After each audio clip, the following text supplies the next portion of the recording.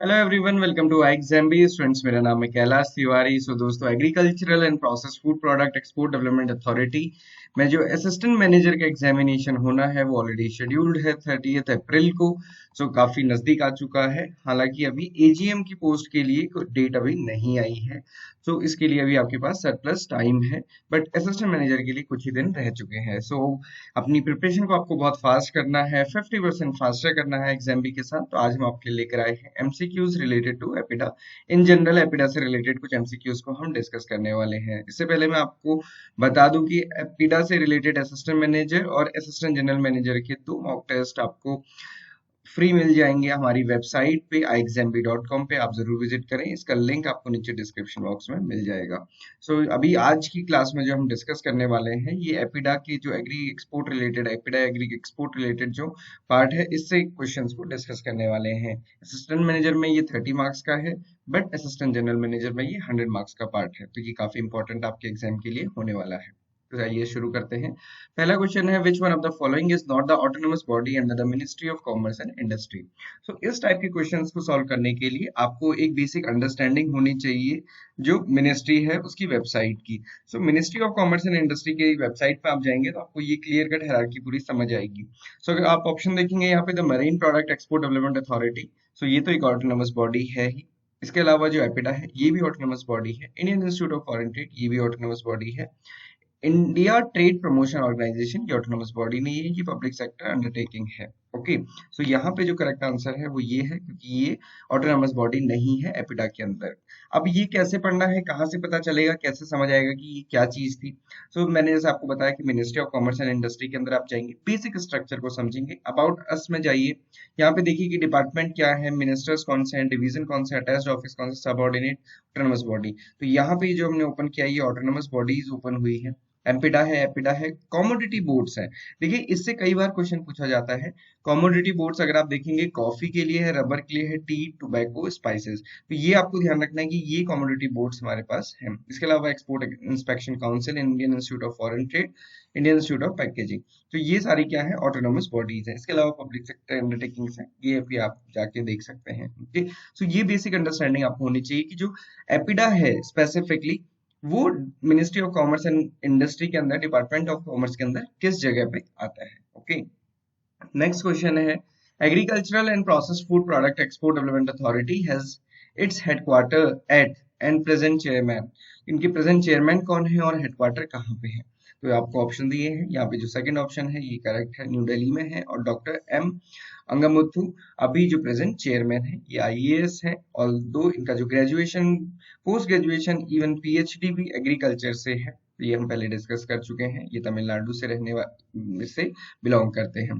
देखेंगे doctor M Angamuthu IAS है, chairman है। इसके अलावा डॉक्टर तरुण बजाज है, ये डायरेक्टर है। श्री वी के विद्यार्थी जीएम है एपिडा के, जिसका हेडक्वार्टर है ये न्यू दिल्ली में है। The next question is, which one of the following is not listed as functions of EPIDA as per the EPIDA Act Section 10? तो आपको पता है कि एपिडा का जो एक्ट है ये आपको पता होना चाहिए। एपिडा एक्ट 1985 में आया था, 1986 में ये फाइनली इनेक्ट हुआ था फरवरी में। ओके, उसका जो सेक्शन 10 है वो हमें बताता है कि फंक्शंस ऑफ एपिडा के बारे में। ये क्वेश्चन भी हो सकता है कि फंक्शंस किस सेक्शन में है, ये हमने पहले एपिडा एक्ट वाले में डिस्कस किया है। तो सेक्शन 10 में फंक्शंस आते हैं। पूछा गया है कि इनमें से कौन सा फंक्शन नहीं है। जैसे कि आप देख सकते हैं, पहले registration of person as exporter, ये तो फंक्शन है। Carrying out inspection of meat and meat products, ये भी फंक्शन है। इंप्रूविंग ऑफ पैकेजिंग, ये भी एक फंक्शन है। इसके अलावा फाइनल ऑप्शन आप देखेंगे, प्रमोशन ऑफ इंपोर्ट। इंपोर्ट नहीं, एक्सपोर्ट। तो आपको ये ध्यान रखना है कि ये एक्सपोर्ट से रिलेटेड है, export oriented production and development of the scheduled products. तो यहाँ पे इसलिए ये वाला ऑप्शन सही होगा, क्योंकि ये फंक्शन नहीं है। Promotion of export oriented production इसके फंक्शन में आता है। आप देखेंगे जो सेक्शन 10 है उसका भी सब सेक्शन 2 के अंदर जो क्लॉज जी है वहां पे ये मेंशन है, promotion of export oriented production and development of scheduled products. Okay, यहाँ पे जो क्वेश्चन में मेंशन किया गया था ये इंपोर्ट किया गया था। ये थोड़ा सा आपको देखना है कई बार। हालांकि आप ऑड वन आउट करके भी कर सकते हैं कि ये 3 तो पक्का ही फंक्शन है, तो रेस्ट यही बचा। Okay, then how many scheduled products are there under the APIDA jurisdiction as per the schedule 1 of APEDA act.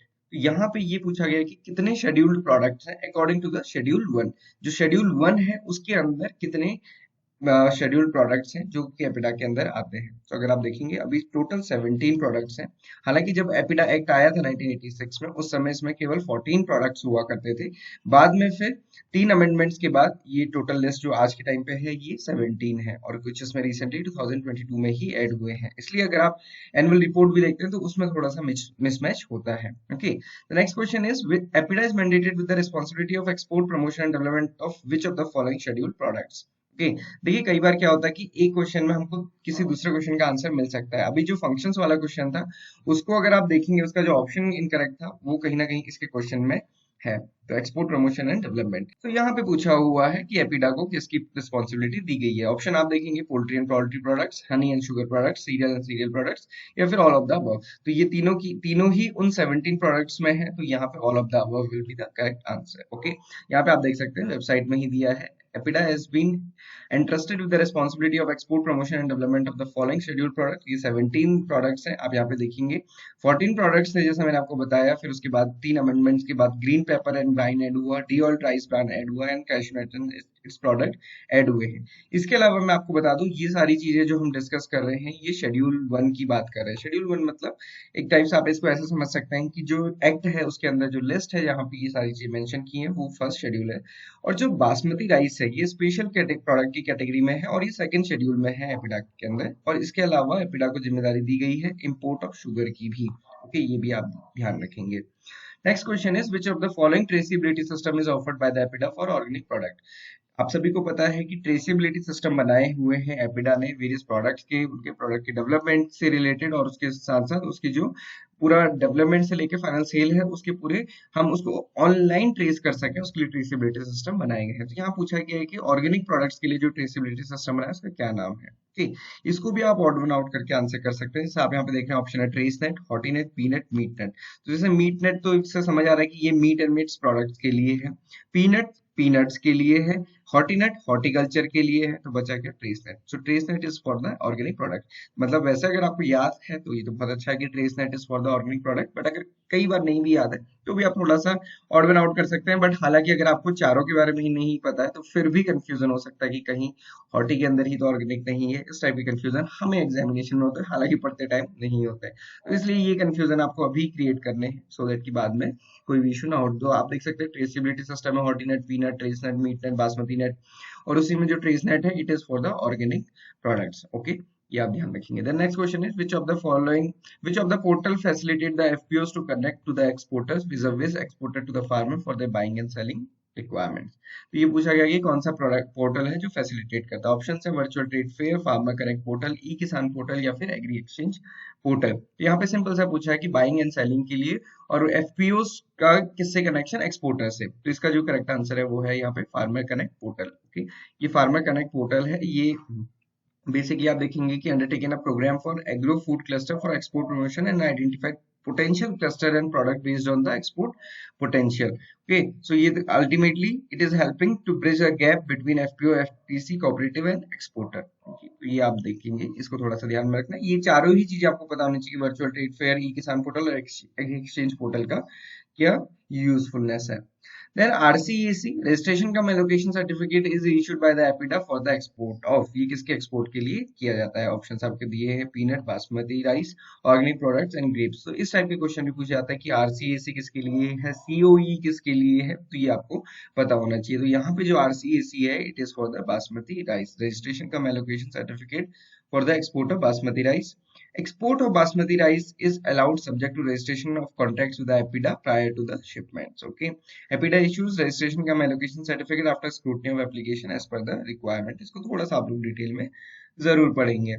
Next question है which of the following is a measure to promote agricultural exports under the agriculture export policy। तो क्या है major कि ये देखने का कि agriculture exports को हम इंक्रीज कर रहे हैं या फिर प्रमोट कर रहे हैं। अब ऑप्शंस को थोड़ा सा बारीकी से भी पढ़ेंगे तो भी आप आंसर कर सकते हैं। जैसा पहला ऑप्शन लिखा हुआ है imposing export restriction on agriculture commodities. तो अगर हम इम्पोज करेंगे एक्सपोर्ट रिस्ट्रिक्शन तो फिर तो प्रमोशन नहीं हो पाएगा। तो ये ऑप्शन तो बिल्कुल गलत है, ये अपोजिट होना चाहिए था।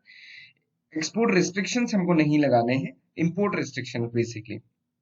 Then providing subsidies to farmer crop production. Ultimately ये भी एम नहीं होता है कि सब्सिडीज दी जाए क्रॉप प्रोडक्शन के लिए, क्योंकि इससे रिलेटेड काफी सारे इश्यूज होते हैं।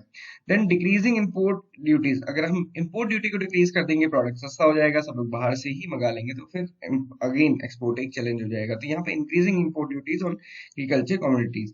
जो करेक्ट आंसर है वो ये है, developing the infrastructure for the export promotion.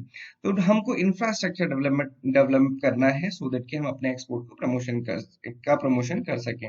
अगर आप फंक्शंस देखेंगे अंडर द एपिडाइट सेक्शन 10, तो उसमें आपको ये बहुत क्लियरली समझ आ जाएगा। तो अगर आपने बहुत अच्छे से एग्रीकल्चर एक्सपोर्ट पॉलिसी नहीं भी पढ़ी तो भी आप इसको काफी हद तक समझ पाएंगे।